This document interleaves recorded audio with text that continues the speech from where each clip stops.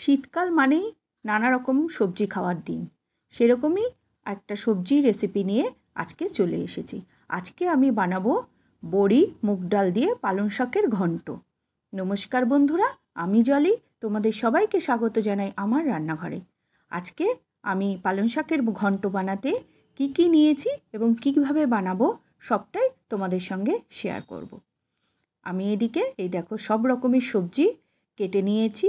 আলু, কুমড়ো, বেগুন, মূলো, শিম, কয়েকটা ফুলকপি, সব রকমের সবজি শীতকালে মোটামুটি যা যা পাওয়া যায় আর যা যা সবজি আমার ঘরে ছিল সবই নিয়েছি কেটে। আর ওদিকে পালং শাকগুলো কেটে রেখেছি। আর নিয়েছি এই যে এক বাটি, ছোটো এক বাটি ডাল আর কটা ডালের বড়ি। এবার আমি কড়াইতে একটু তেল দিয়ে প্রথমে ডালের বড়িগুলোকে ভেজে লাল করে ভেজে তুলে রেখে দেবো। এটাকে আমি একদম লাস্টে ব্যবহার করব, সেই জন্য এটাকে লাল করে ভেজে তুলে নেব। এই যে লাল করে ভাজা হয়ে গেছে। এবার এটাকে তুলে রেখে কড়াইতে আরেকটু তেল দিয়ে আমি শুকনো লঙ্কা আর ফোড়ন দিয়েছি। ফোড়ন দিয়ে আমি মুগ ডালটা দিয়ে দিয়েছি। মুগ ডালটা ভালো করে ভাজবো। মুগ ডালটা যখন একদম ভাজার একটা গন্ধ বেরিয়ে যাবে, দেখো কীরকম লাল করে ভাজা হয়েছে। কতগুলো লঙ্কা আমি মাঝখান থেকে চিড়ে দিয়ে দেব। দিয়ে এবার আমি কেটে রাখা সবজিগুলো দিয়ে দিয়েছি। আমার বাড়িতে যে দিদি কাজ করে ওই আমাকে সব সবজিগুলো কেটে দেয়। ও পালং শাকটা প্রথমে সবজির সঙ্গে কেটে ফেলেছিল কয়েকটা, সেই জন্য পরে ওটাকে সরিয়ে দিয়েছে। সেই জন্য সবজি কাটার ভিডিওটা দিতে পারি না। সবজিগুলো কেটে ধুয়ে সব রেখে দিয়ে যায়। এইবার আমি ওই ফোড়ন দিয়ে সব রকমের সবজি দিয়ে আমি পালং শাকটা দিয়ে একটু নুন দিয়ে দেবো।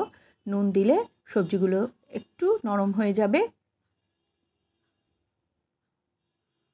এবং একটু হলুদ দিয়ে দিয়েছি। হলুদ আর নুন দিয়ে এবার সবজিগুলোকে একটু নাড়িয়ে চাড়িয়ে দেবো। কড়াইটা একদম ভর্তি হয়ে গেছে। এটা যখন জল ছেড়ে দেবে তখন হাফ কড়াইয়েরও নিচে নেমে যাবে। একটু নাড়িয়ে চাড়িয়ে আমি খানিকক্ষণ ঢেকে দেবো। ঢেকে দিলেই সবজিগুলো একদম নরম হয়ে জল ছেড়ে দেবে। এই যে দেখো এখনই কতটা হয়ে গেছে। একটু নাড়ালেই মানে আগুনে পড়লে, আর নুন দেওয়া হয়েছে যেহেতু সবজিগুলোর থেকে অনেকটাই জল ছেড়ে দেবে। আর পালং শাকে প্রচণ্ড পরিমাণে জল থাকে। এই যে এবার আমি এটাকে খানিকক্ষণ ঢেকে রাখবো। 5-7 মিনিট মতো এটা ঢেকে দেব। এই দেখো কিভাবে জল বেরিয়ে কতটুকুনি হয়ে গেছে। এইবার আমি আস্তে আস্তে নাড়িয়ে চাড়িয়ে সমস্ত সবজিটাকে ভালো করে ভাজা ভাজা করে নেব। আর এই শীতকালে এই সবজি দিয়ে মানে রুটি, পরোটা খুব ভালো লাগে। এই যে এবার আমি একটু চিনি দিয়ে দিলাম। চিনিটা অপশনাল, যারা খাবে না তারা স্কিপ করবে। আমরা একটু খাই, কেননা নিরামিষ তরকারিতে একটু চিনি দিলে টেস্টটা ব্যালেন্স হয়, সেই জন্য একটু দিয়ে আবারও আমি নাড়িয়ে দিয়েছি। এখন জলটা অনেকটা শুকিয়ে গেছে। আমার সবজিগুলোও এই যে আলু টালুগুলোও সেদ্ধ হয়ে গেছে প্রায়। আলুটা একটু শক্ত আছে। আমার জলটা একদম শুকিয়ে এসেছে। এই তরকারিটা বেশি নাড়লে না একদম ঘ্যাট হয়ে যায়, ওই জন্য একটু কম নাড়তে হবে। এবার আমি বড়িগুলো দিয়ে দেবো। ভেজে রাখা বড়িগুলো দিয়ে আবারও একটু নাড়িয়ে দেব। এখন জলটা প্রায় শুকিয়ে এসেছে। আর এই মুগ ডাল ভেজে এইভাবে মানে পালং শাকের তরকারি খুব সুন্দর লাগে।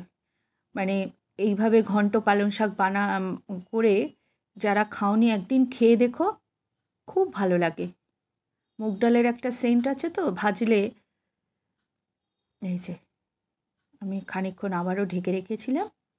ঢেকে এবার ঢাকনা তুলে আস্তে করে নাড়িয়ে দিচ্ছি। এবার ছোটো খুন্তিটা নিয়েছি, একদম জল শুকিয়ে গেছে দেখো।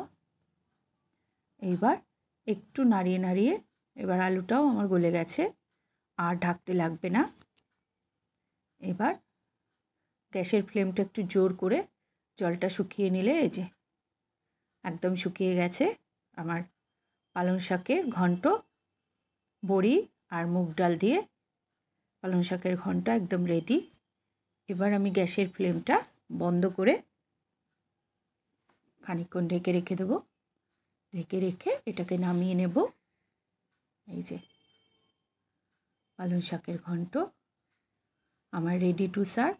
এটা গরম গরম রুটির সঙ্গে বা পরোটার সঙ্গে খুব ভালো লাগে, ভাতের সঙ্গেও এটা ভালো লাগে, নিরামিষ দিনে ভাতের সঙ্গেও খুব ভালো লাগে। কেমন লাগলো তোমরা কমেন্ট করে জানিও। এই যে আটা মাখা ছিল, তাই দিয়ে কম তেলে পরোটা ভেজে নিচ্ছি। আর এই যে পরোটা দিয়ে পালং শাকের তরকারি কেমন লাগলো তোমরা জানিও।